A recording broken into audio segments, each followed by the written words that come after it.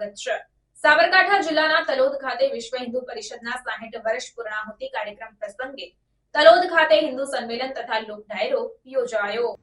સાબરકાંઠાના તલોદ ખાતે વિશ્વ હિન્દુ પરિષદ તલોદ પ્રખંડ દ્વારા આયોજિત ભવ્યાતિભવ્ય કાર્યક્રમમાં ઉપસ્થિત આગેવાનો, તલોદ નગરના શ્રેષ્ઠીઓ, પત્રકારો તથા વિશ્વ હિન્દુ પરિષદના અધિકારીઓ તેમજ ખૂબ મોટી સંખ્યામાં કાર્યકરો જોડાયા હતા, જેથી આ કાર્યક્રમ સફળ રહ્યો હતો।